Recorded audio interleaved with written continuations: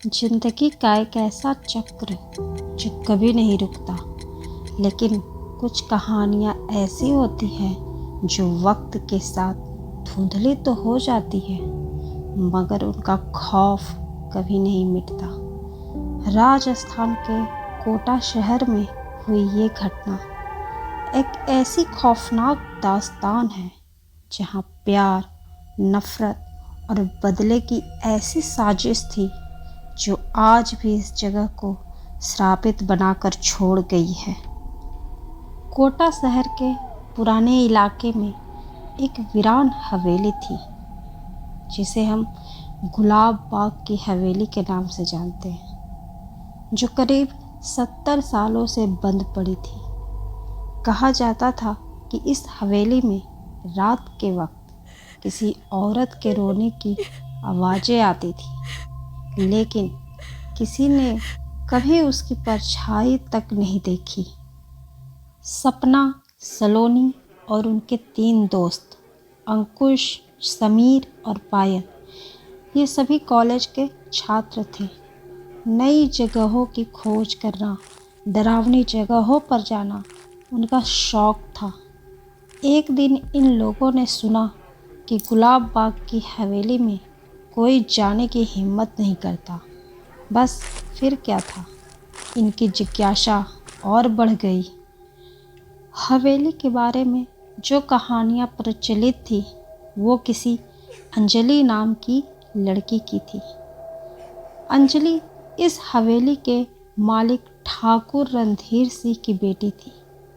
कहते हैं कि अंजलि ने हवेली के नौकर कमल से चोरी छुपे प्यार कर लिया था, लेकिन जब ये बात ठाकुर को पता चली तो उन्होंने कमल को हवेली के तहखाने में कैद कर दिया और अंजलि को उसी हवेली में कैद कर दिया। कुछ महीनों बाद अंजलि ने खुदकुशी कर ली, लेकिन उसकी आत्मा हवेली में ही कैद हो गई। सपना और उसके दोस्त गुलाब बाग हवेली की तरफ चल पड़े। रात के ठीक 12 बजे हवेली का दरवाज़ा अपने आप खुल गया। पायल ने सबसे पहले अंदर कदम रखा।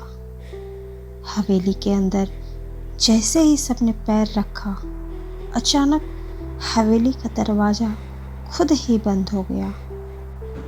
अंधेरे में एक मध्यम सी औरत की सिसकियों की आवाज़ें आने लगी। सपना ने टॉर्च ऑन की।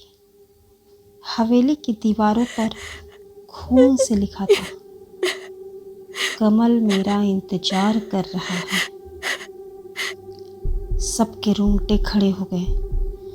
अचानक सपना को लगा कि कोई उसकी पीठ के पीछे खड़ा है।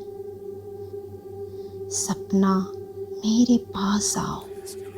एकदम धीमी और दर्द भरी आवाज़। सपना ने जैसे ही पीछे मुड़कर देखा, एक औरत का धुंधला सा साया खड़ा था। अचानक समीर चीख पड़ा। दरवाज़ा बंद हो गया। सपना की आंखों के सामने उसकी दोस्त पायल हवा में लटक रही थी, जैसे किसी ने उसे अदृश्य हाथों से पकड़ लिया हो। फिर अचानक अंकुश ने तहखाने की तरफ गया। अंकुश ने तहखाने के दरवाजे को तोड़कर एक पुरानी किताब निकाली। किताब के पहले पन्ने पर लिखा था, जो मेरी कहानी जानेगा उसे मेरे दर्द का हिसाब देना होगा। अंकुश ने किताब पढ़नी शुरू की। जैसे जैसे किताब की सच्चाई सामने आई, अंजलि की आत्मा की चीखें हवेली में गूंजने लगी। सपना ने अचानक किताब की आखिरी लाइन पढ़ी, अगर कोई लड़की मेरा दर्द समझकर मेरी मुक्ति की प्रार्थना करेगा तो मैं इस श्राप से मुक्त हो जाऊंगी। सपना ने कांपते हाथों से प्रार्थना शुरू की। अचानक हवेली के चारों ओर सफ़ेद रोशनी फैल गई। अंजलि की आत्मा ने सपना को देखा। उसके चेहरे पर दर्द और शांति दोनों थी। फिर वो हवा में विलीन हो गई। कहते हैं जब प्यार अधूरा होता है तो वो आत्मा बनकर दुनिया में भटकता रहता है। कोटा की गुलाब बाग की हवेली आज भी वीरान खड़ी है, लेकिन अब वहाँ सन्नाटा है, क्योंकि अंजलि को उसके प्यार के बदले की शांति मिल चुकी है। अगर आपको मेरी ये कहानी पसंद आई हो तो कमेंट करके ज़रूर बताइए और हॉरर मंजिल चैनल को लाइक और सब्सक्राइब कीजिएगा। धन्यवाद।